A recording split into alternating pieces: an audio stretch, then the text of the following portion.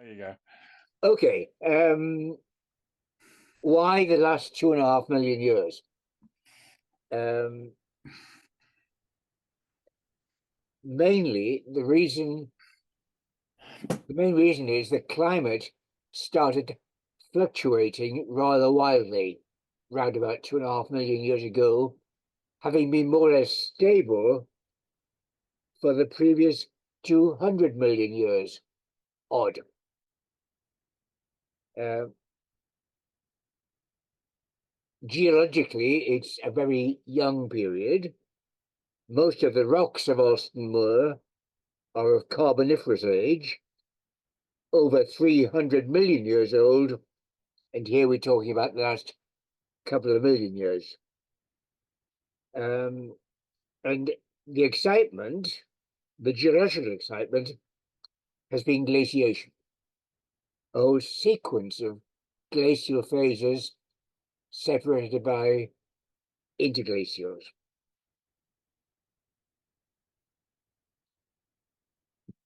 Geologists call the period the Quaternary. Strictly, it's the last 2.58 million years. And this graph for the last 5 million years represents the climate as it's developed over that period. It's been fairly stable until the beginning of the Quaternary. Then it started fluctuating quite considerably. First of all, on a 41,000 year cycle, and during the last million years or so, on a 100,000 year cycle. So that in the last million years, we've had a series of major glaciations separated by interglacials, such as we're living in at present. This is actually a curve of the amount of water in the oceans, because during glaciations, water is transferred from the oceans to ice sheets. And the reason it does that, of course, is because of fluctuating climate. So this is a graph of all of global sea level, global climate, and global ice volume. Narrowing it up a bit for the more recent past, down is cold, up is warm. So this is the major part of the last ice age. We call it the LGM, the last glacial maximum, LGM. It ended about 13,000 years ago.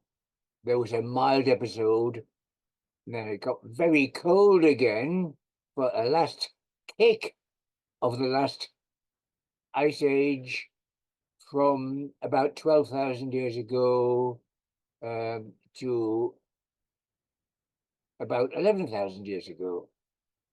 And then it warmed up to the present Holocene climate.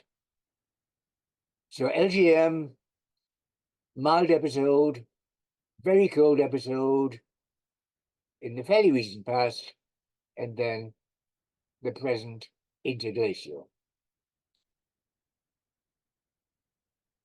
In our part of the world, we have very little direct evidence of events before the LGM, before the last glacial maximum. There was a bit of peat on the coast in County Durham, and quite recently, some deposits from the last interglacial were found in a limestone shake hole on Ascombe Fell near Penrith, And that's about the sum total of the direct evidence in deposits that we have of events before the LGM. They know that buried elsewhere, but that's all that's been found so far. We're talking about recent times.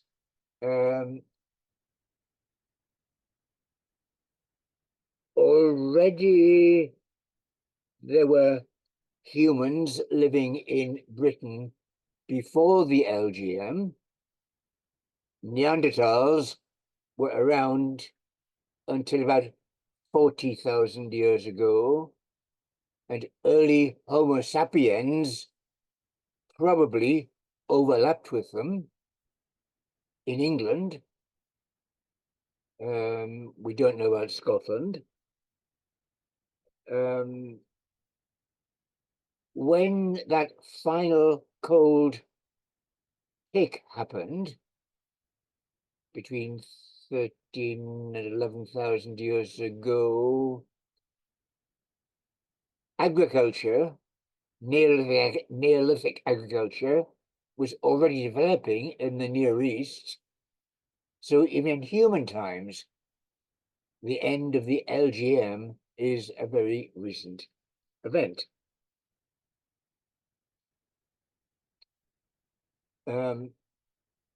During that period, Alston Moor, like the rest of northern Britain, has undergone repeated glaciation. On some occasions, a major ice sheet, like the one I'll talk about in a moment. On other occasions, lesser glaciations, where glaciers were confined to the uplands. For example, in the Pennine Dales.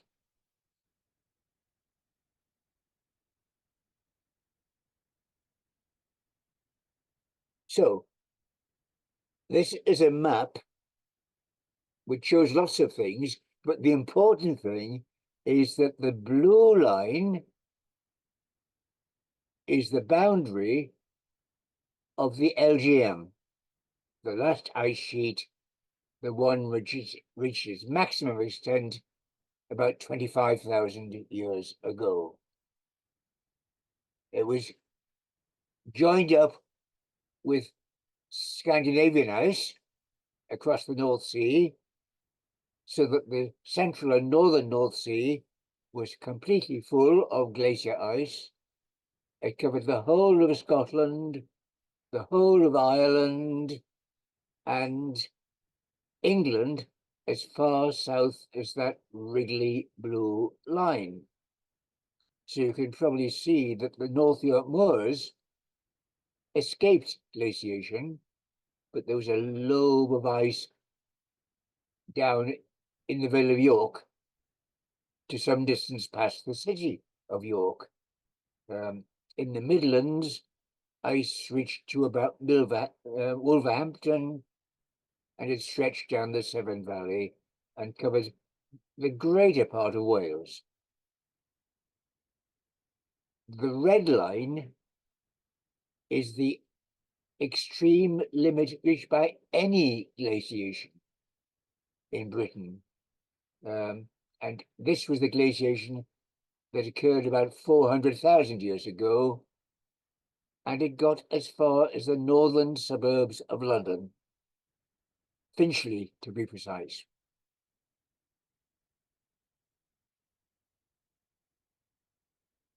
So the last ice sheet to cover northern Britain was composed of a series of ice domes that all merged with each other and flowed in a somewhat complicated pattern. There was an ice dome over the Cheviots, over the Lake District, over the Yorkshire Dales, and, as you'll see, over the North Pennines. The Lake District ice was very powerful because there was lots of precipitation, lots of snowfall, but nonetheless, the higher part of the North Pennines was able to fend off the Lake District ice, which was forced to flow eastward through the Tyne Gap towards Newcastle. So there was a boundary between the area that was glaciated just by local North Pennine ice and that was covered by ice flowing across from the Lake District. And that boundary is very roughly Hartside Pass. To the south of the North Pennines, Lake District ice flowed through Alston Moor into the Tees lowland and into the Vale of York.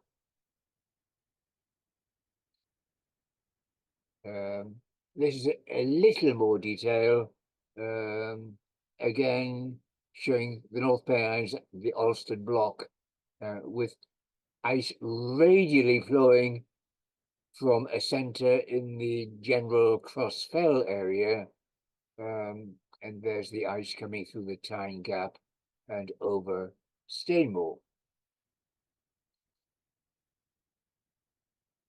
And there it is again in even more detail.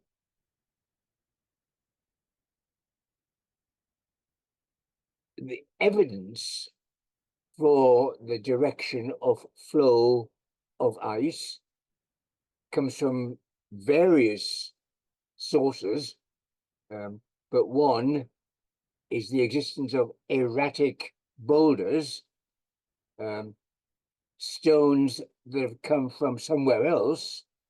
This is a chunk of limestone, and it's thoroughly scratched as it was dragged along under the ice sheet, as you can see.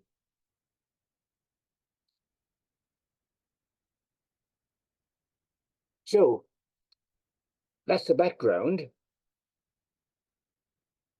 What has glaciation ever done for us?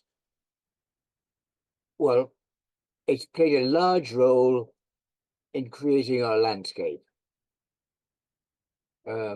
Since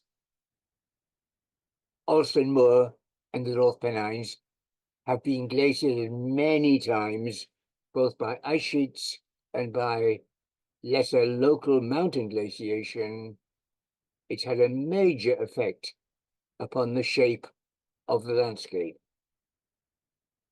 And one that may not be too obvious is that, as I said, north of Hartside, Lake District ice was moving roughly from southwest to northeast across the Tyne Valley.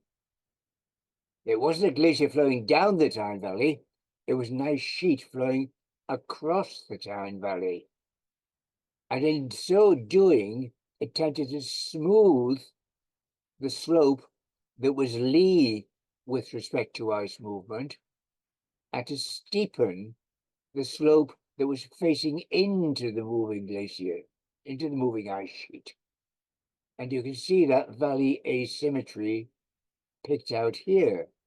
And there it is again. That's the tail end of Parkfell, and that's Ailfell, with Alston just about there. So you see the contrast between the smooth lee slope and the steeper iceward slope.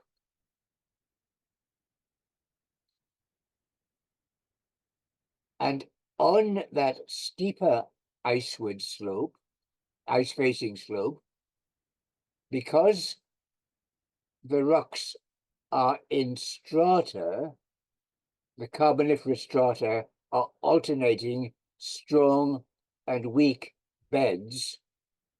The erosive ice, when it was heading into that slope ahead of you, picked out those differences in erosive ability and emphasized the benching on the valley sides. And that again is the up ice facing slope of Parkfell. But perhaps the most spectacular example is Ailfell, beside the Hexham Road out of Alston. The ice sheet was running slap bang into that slope, and beautifully picked out the harder beds of sandstone and limestone as against the weaker shales in between. And there it is again, characteristically, as winters used to be. Now, I saw this picture for the very first time in my life yesterday. It's a map of peat depths in the North Pennines. And can you see how on the up ice facing slope, Middle Fell in this case, there's a contrast between deep peat on the level benches and shallower peat on the better drained, steeper slopes in between the benches, as compared with Rotherham Fell, where they're less easily seen because the ice sheet was flowing from southwest to northwest across the upper South Tyne Valley. So that really beautifully picks out the landscape via peat depth.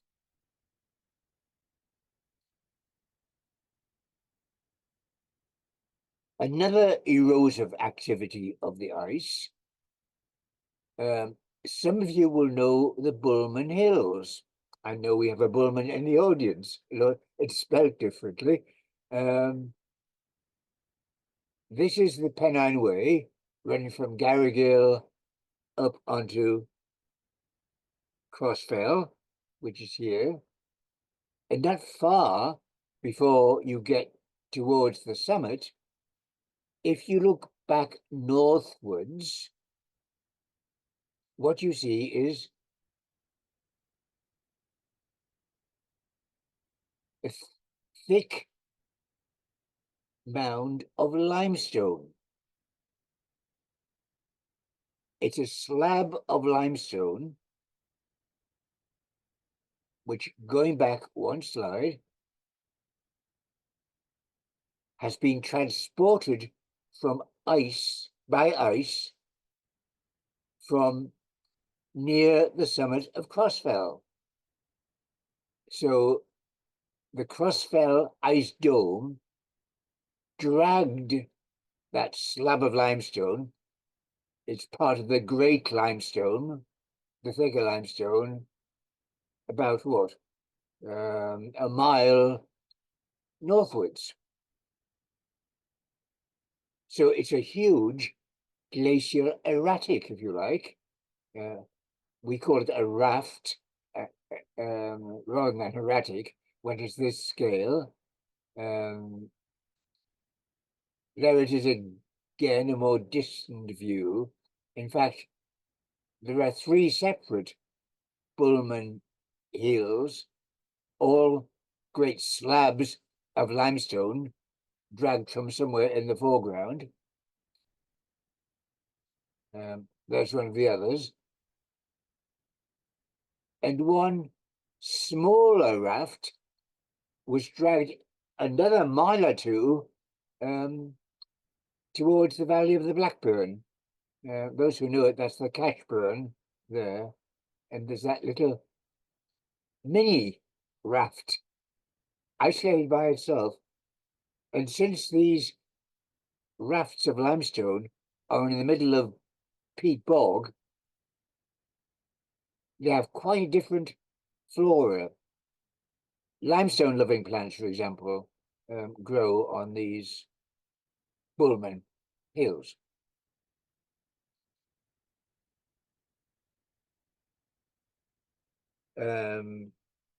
So as far as glacial erosion is concerned, we have the asymmetry, we have the benching in the Carboniferous strata, we have rafting. So now we turn from glacial erosion to glacial deposition. And much of Alston Moor is covered by glacial deposits, the material that's been worn away by the erosion I've been talking about. Typically, the deposit is what used to be called boulder clay for obvious reasons. It's now called till, T-I-double-L, which is a Scottish word for a bouldery clay. So it's the same thing. And in the boulder clay are lots of erratics, stones carried from elsewhere. And the boulder clay, the till, occurs either in sheets.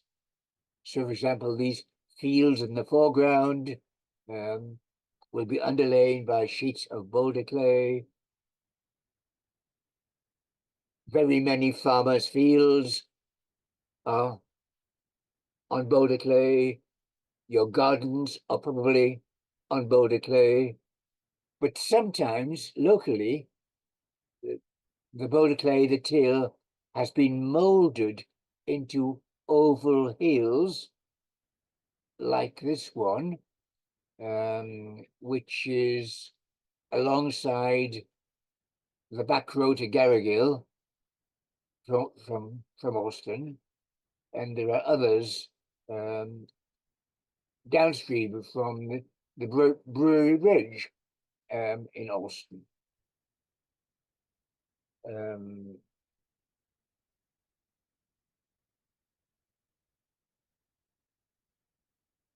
then we come to holes in the ground.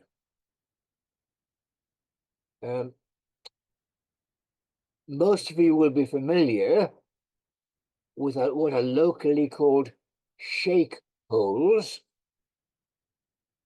Sometimes they're called sinkholes, although that's ambiguous.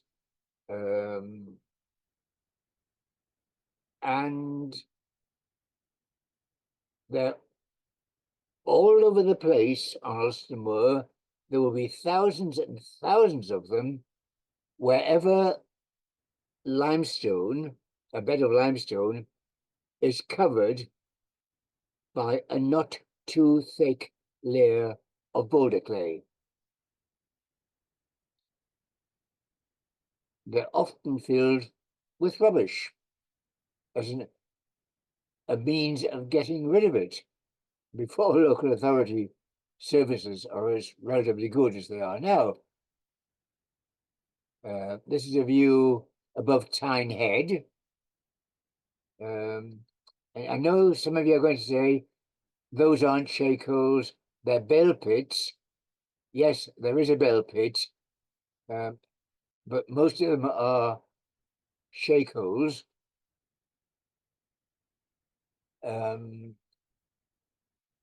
And they form in this way. Limestone is crisscrossed with joints, cracks. When it's fairly shallowly covered by boulder clay, as it is here, because limestone is soluble in slightly acid rainwater and also water which is made even more acid by plant decay, it dissolves. It dissolves along the joints. And eventually the joints become wide enough for the boulder clay to subside into them.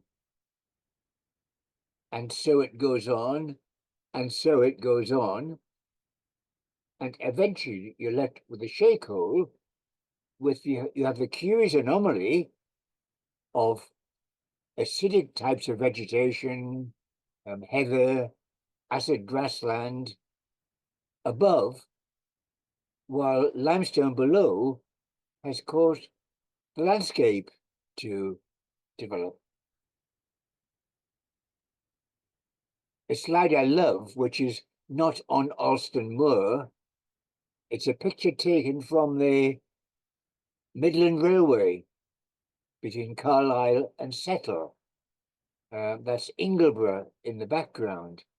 And this is a view from the Ribblehead Viaduct, the famous Ribblehead Viaduct, looking down at a bed of limestone covered by boulder clay, absolutely pockmarked with shake holes. I once was on a train journey with my children, and a woman looking out of the window explained to her children that in fact these were bomb craters made by the Germans while they were trying to demolish the Ribblehead Viaduct.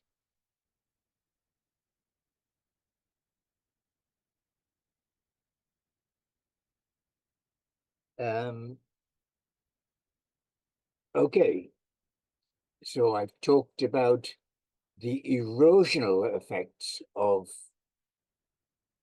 ice sheets and glaciers. I've talked about the deposits laid down by ice sheets. But when they melt, they tend to do it rather quickly. There's normally a slow build-up to a major ice sheet glaciation and a rather rapid melt in a very few thousand years, which means there are enormous quantities of meltwater charging around the countryside. Some of it on the surface of the melting ice sheet, some of it in crevasses and fissures in the ice sheet, and others finding its way down to the base of the ice sheet. And the water that finds its way down to the base of the melting ice sheet, when the ice sheet is still fairly thick, is forced by hydrostatic pressure to flow in the direction in which the ice would flow in. The ice surface gradient, ice flows in the direction of its own surface gradient. And the hydrostatic pressure at the base of thick ice is also in the direction of the ice surface gradient. So here we are on Whitfield Fell, the road to Newcastle out of Alston. That plantation's been felled now, but the Cumbrian-Northumberland border was along that line there, and cutting right through the watershed is this channel. We call it a meltwater channel because it was created by glacial meltwater flowing under pressure at the base of the ice. We know it's a meltwater channel because it's got no modern stream in it. I wouldn't say it was perfectly dry. There's soggy peat in the bottom, but it hasn't got flowing water in the bottom. It's a subglacial meltwater channel, one of the most spectacular ones. But there's an even more spectacular one, which I want to tell you about, even though it's just a little bit outside the boundary of Alston Moor, west of Slaggyford.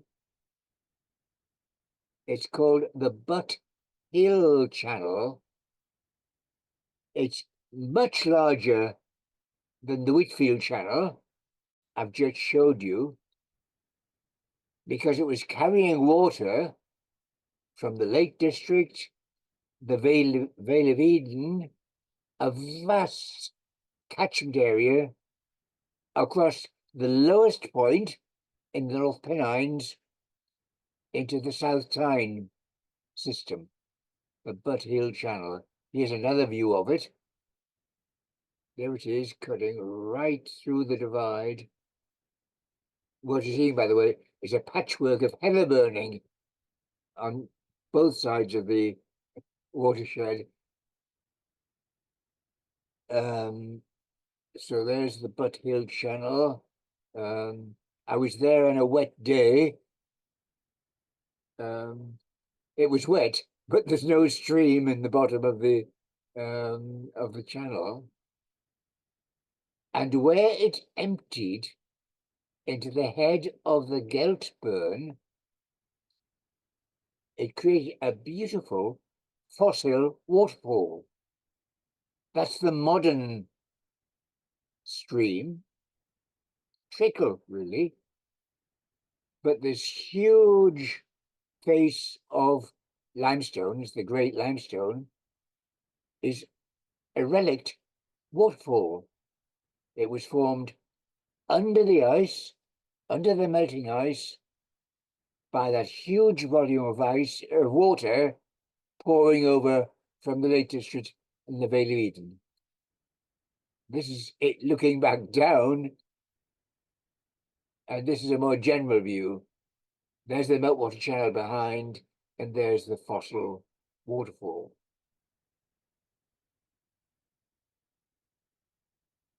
Now, there weren't only subglacial channels. As the ice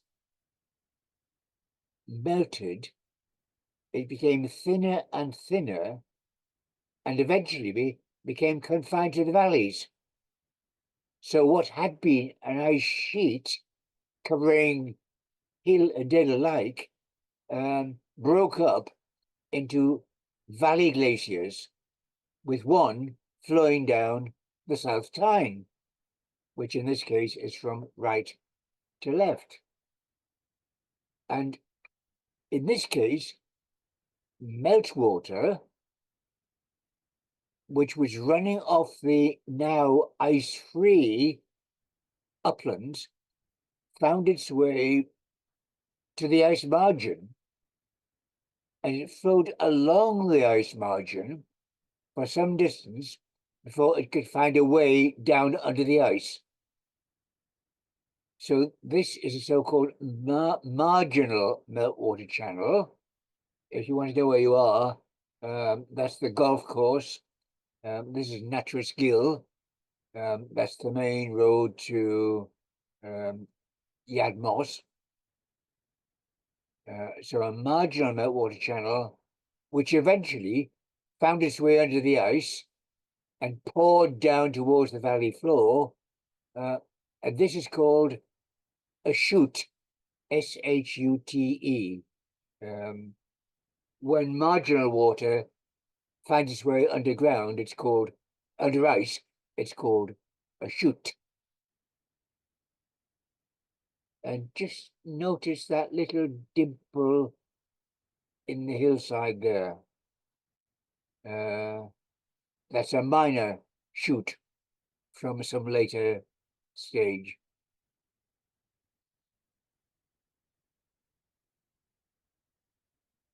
That is that minor feature I've just shown you.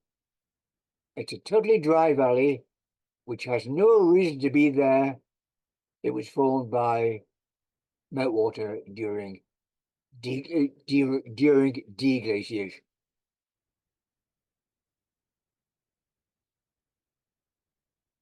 And here's a Google view of the same thing. There's the golf club.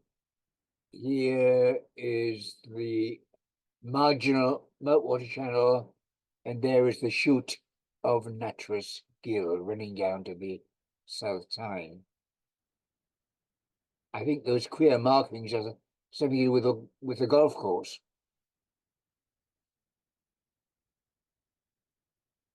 And here is the feature itself.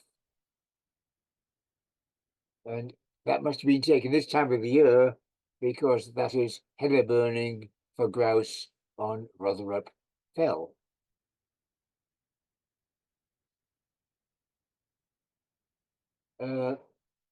When the ice had all but disappeared, this is Crosskill, and when there was perhaps still lingering ice up in the headwaters towards Crossfell, lots of debris was being discharged by the melting ice into the rivers and streams, was overloading them. They had more material in them than they could actually carry, and they laid down beds of sand and gravel, which later, when the streams were free of all this clutter, were able to erode down and leave behind terraces.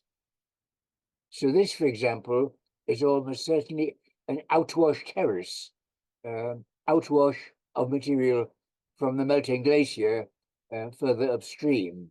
And here is some again in the Nent Valley, a low outwash terrace.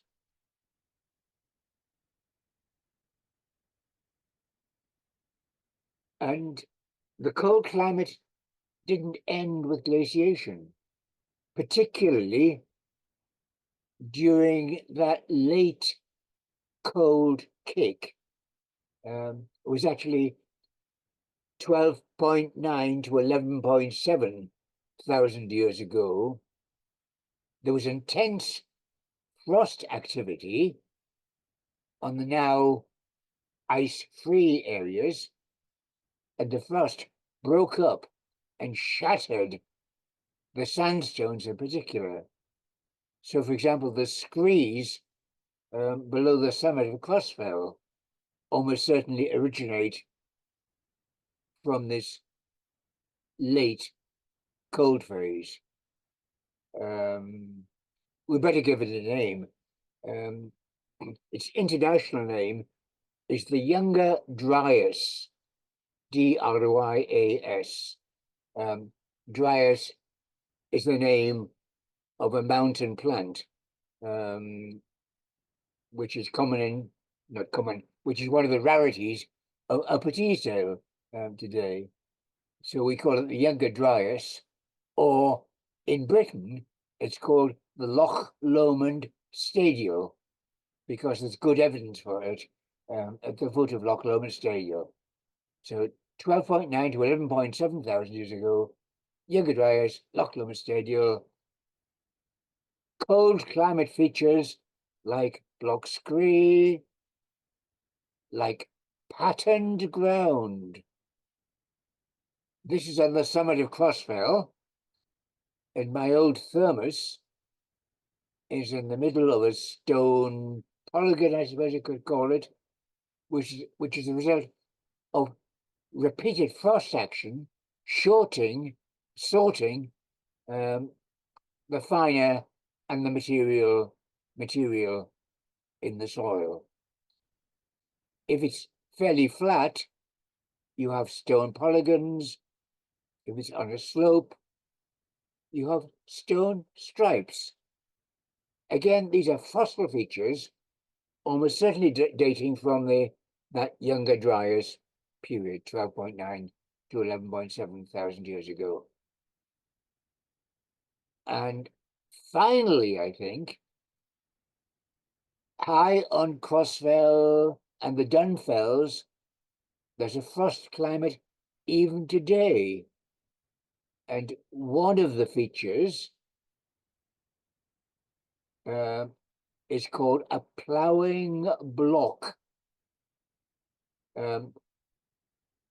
During freezing and thawing, the soil becomes so soggy and wet that boulders are able to move downstream under gravity. So this particular boulder that someone is standing on has carved a groove as it moved downslope over the last, I don't know, few hundred years or so. We call that a periglacial environment, near glacial, but not quite glacial. And of course, it wouldn't take much of a lowering of temperature to have glaciers on Crossfell once again. But in fact, as you all know, we're going in precisely the opposite direction. And that, I think, is my last slide. So I will stop share.